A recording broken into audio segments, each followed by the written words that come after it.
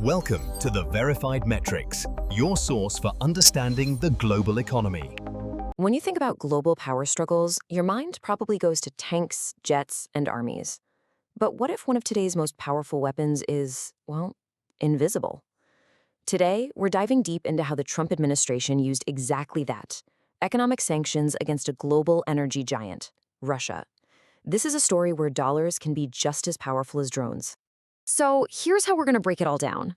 We'll start with why oil is such a big deal in the first place. Then we'll look at America's strategy.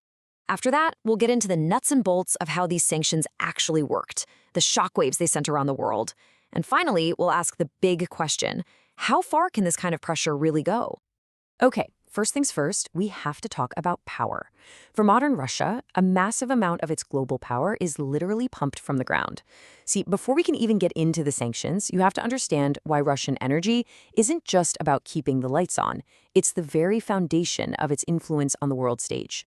This quote, right here, it just cuts straight to the heart of the matter. Energy means power.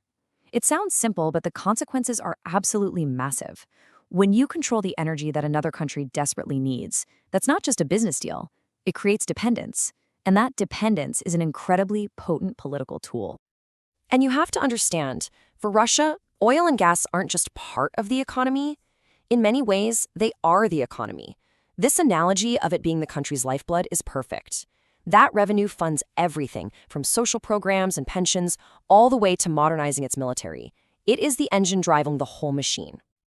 And let's be crystal clear, we're not talking about some small regional player here. Russia is in the absolute big leagues. It's consistently right up there in the top 3 oil producers on the planet, shoulder to shoulder with the United States and Saudi Arabia. Its exports weave this incredibly complex web that connects markets from Europe all the way to Asia. Okay, so if oil is Russia's primary source of power, how do you challenge that power without, starting an actual war? This brings us to the why behind the sanctions. The U.S. had to choose its weapon, and the one it picked was purely economic. So what is a sanction really? Well, in the simplest terms, you can think of it as a form of economic warfare. It's when a government uses its control over finance and trade to put the squeeze on another country, trying to force a change in behavior. It's all about applying immense pressure without ever having to fire a shot. And here's the game plan, laid out nice and simple. The overarching goal for the Trump administration was its America First foreign policy.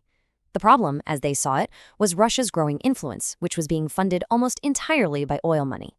So the solution wasn't military, it was financial. You strategically go after the source of the money to curb the power. Right, so having a goal is one thing, but actually making it happen is something else entirely.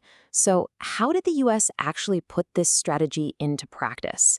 This is the playbook, the specific set of tools they use to apply all that pressure. See, sanctions aren't just a single action. It's more like a whole toolkit of financial pressure points. We're talking about things like blocking access to loans, restricting trade, controlling exports of key technologies. But maybe the most powerful and controversial tool in the whole box was something called secondary sanctions. Now listen up, because this is the real game changer. Secondary sanctions are basically a warning shot to the rest of the world. The U.S. is essentially saying, hey, we're sanctioning Russia. If you decide to do business with them, well, we might just sanction you too. This massively expands the reach of the original sanction, creating this powerful chilling effect across global markets. So you might be wondering, what gives U.S. sanctions so much bite? How can they enforce this stuff? Well, it pretty much comes down to one thing, the U.S. dollar. Because the vast majority of international oil sales are priced in dollars, the U.S. sits at the center of the global financial system. And that gives it this unique, powerful leverage to effectively lock anyone out who doesn't play by its rules. Okay, so the U.S. pulled the economic levers. What happened next? Because actions like this don't happen in a vacuum. They create these huge ripple effects that spread across the entire globe. So let's look at the real-world consequences of what went down. And you can really see the two sides of the coin here. For Russia, the impact was immediate and direct. Their oil revenue took a hit, and foreign investment dried up. But for the rest of the world, it was way more complex.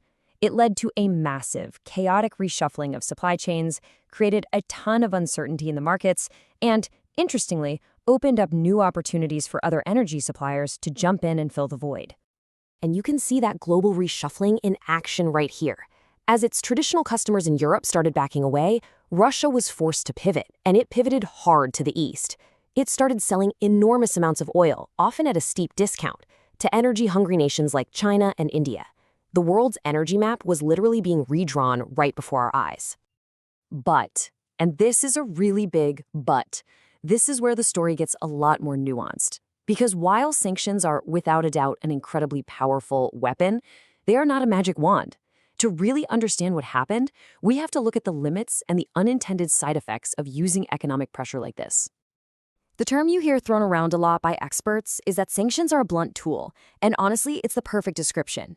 Think about it like trying to perform delicate surgery with a sledgehammer. Yeah, you can apply a whole lot of force, but you have almost no precision, and that means you often get a lot of collateral damage and consequences you never saw coming. And there are a few key reasons for this. First, as we just saw, targeted countries get really creative at finding new customers. Second, the global market is like water. It's incredibly flexible and it will always find a new way to flow. Plus, these actions can seriously backfire, sometimes hurting your own allies with higher energy prices. And maybe most importantly, this is not a quick fix. Any results you hope to see can take months or even years to show up.